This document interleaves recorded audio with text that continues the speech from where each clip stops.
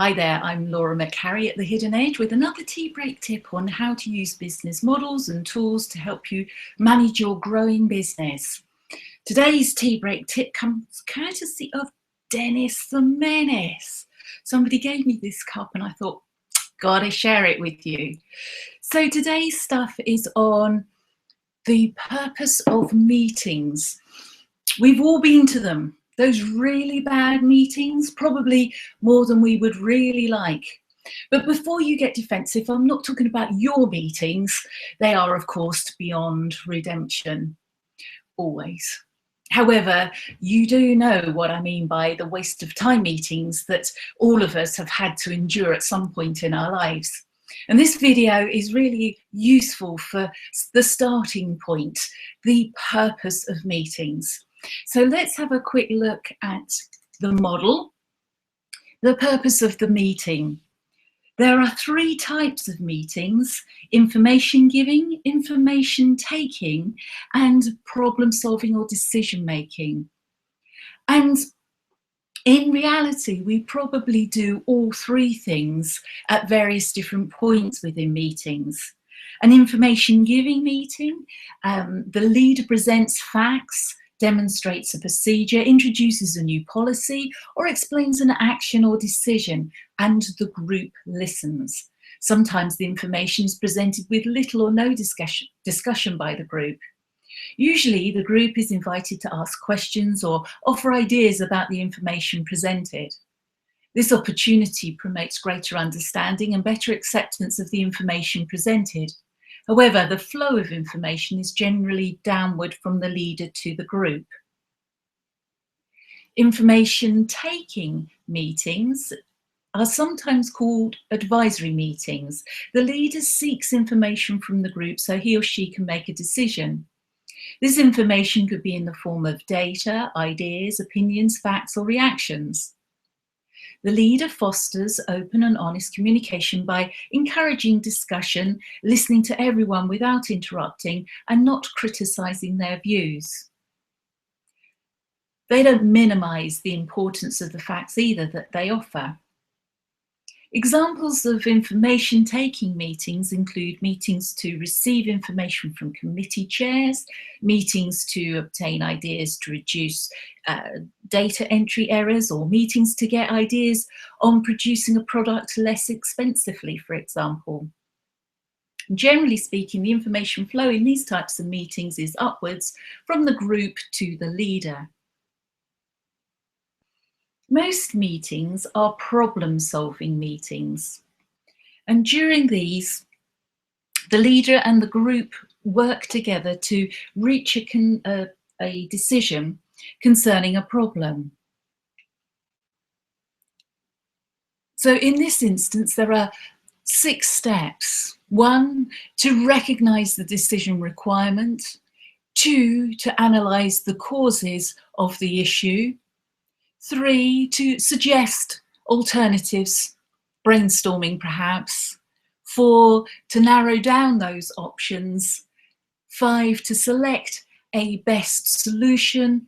And 6, to create feedback milestones, the monkey checkup, monkey checkups. Examples of problem-solving meetings include determining why the time necessary to produce widgets, for example, has increased, or what can be done to reduce it, and why inventory counts don't match, and what can be done to make the counts more accurate, for example. The key is from the beginning part of this video, it's about setting a purpose for the meeting. This is a meeting plan template. And right at the very top, we have a purpose statement. Why are we holding this meeting? Do we actually need to have a meeting, or can the information be gathered in different ways? Or can it be part gathered in different ways so that we bypass some of those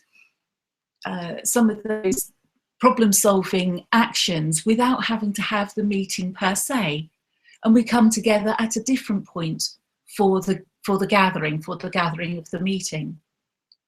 So the purpose statement is really thinking about what it is that we want to achieve with a gathering of people.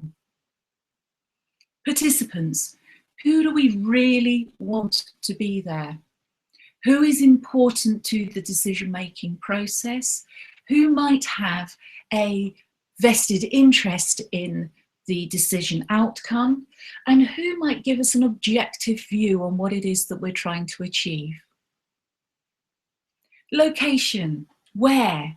Where are we going to have these meetings? We don't have to have them in person nowadays. There are some fantastic opportunities to have meetings online. Choose the one that's most effective for you. Information. What do people need to know in advance of the meeting?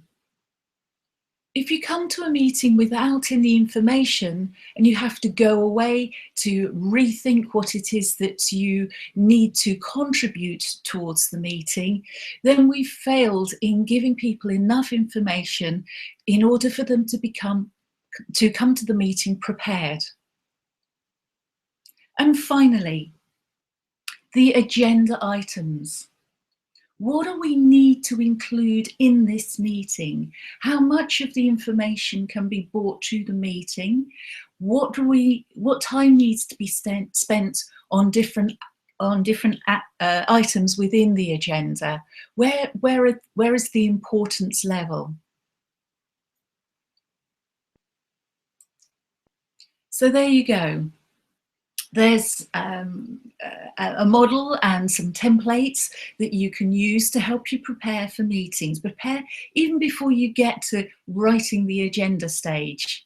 The important thing is to make sure that you really do need to have a meeting rather than use other methods of communication. And so there you go. You now have some templates.